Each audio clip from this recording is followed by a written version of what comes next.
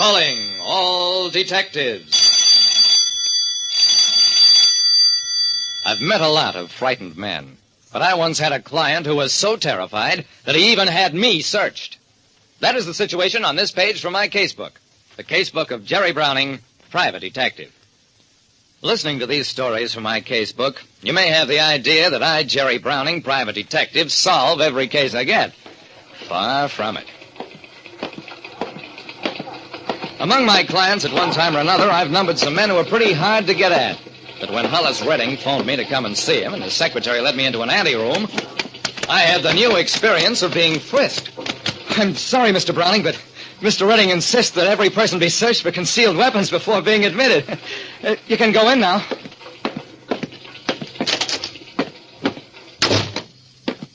Hollis Redding was a 120-pound man sitting behind an 800-pound desk. He jumped up as I entered. Browning, did Frank Carter search you before he let you in to see me?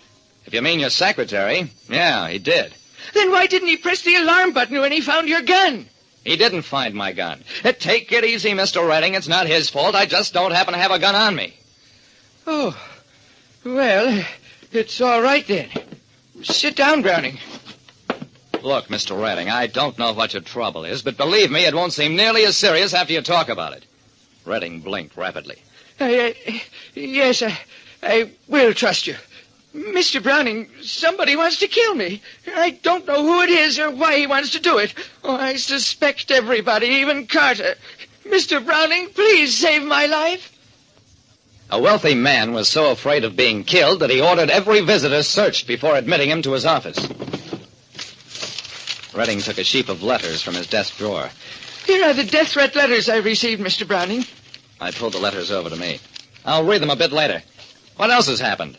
At least twice somebody has fired at me. Once while I was going from my car to my house. Another time while I was walking in the grounds. There have been near accidents, heavy objects falling close to me here at the plant, almost being run over in the street.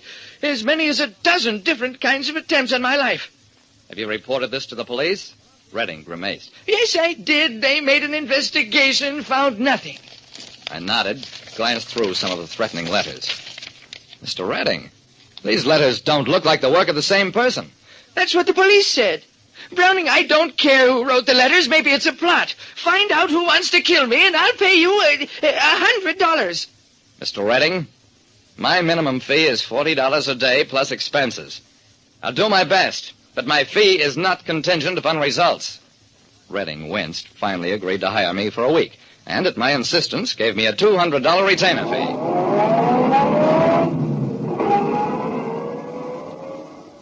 Back at my office, I examined the death threat letters carefully. They made no sense whatever. There were over 30 of them on all kinds of stationery, bearing post office marks scattered over a wide area.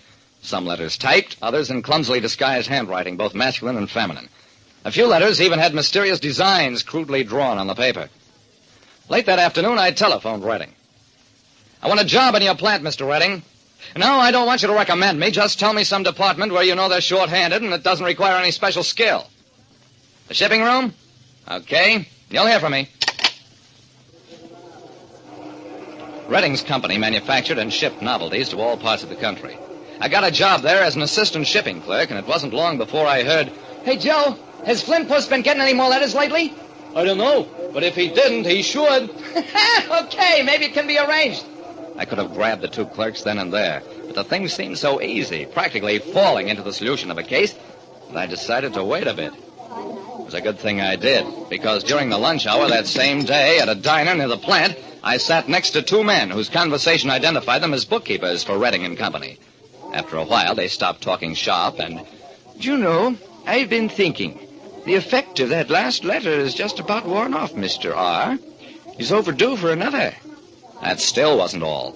Late that afternoon, I heard a truck driver telling one of the girls from the invoice department, "Listen, Toots, if you got a real sizzler to send Redding, give it to me. I'll mail it from down the line."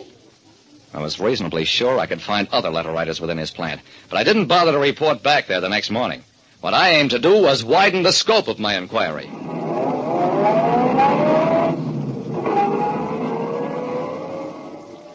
Yep, been gardener for Redding nigh into a full year. Longest anybody ever held a job. Meanest cuss who ever lived, that man. Well, Sure, I get a rifle. Shoot it at gophers and any other pests I happen to see around.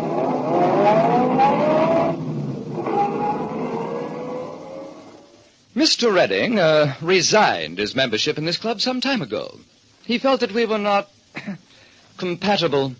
He accused me of deliberately throwing a banana peel on the sidewalk before the club. Deliberately, mind you.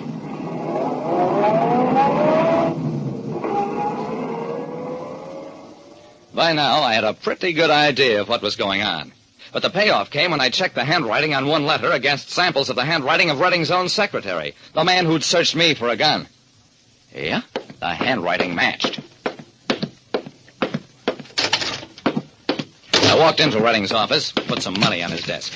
I've worked 3 days, Mr. Redding. $120. I can't solve the case, which means you have an $80 refund coming. That is. You mean there's no help for me? I must die? I don't think you'll die. Those letters are harmless.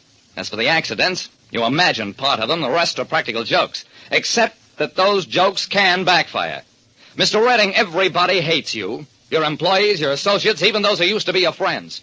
My guess is that somebody wrote you the first letter as a joke. You made so much fuss about it that others took up the idea, elaborated on it, added near accidents to frighten you further. What happens beyond this point is up to you. If you humanize your behavior and stop acting frightened, the letters and the rest of it will cease. Otherwise, one of these days, somebody will carry the joke too far, and you'll be just as dead as though he'd meant to kill you. It's entirely up to you.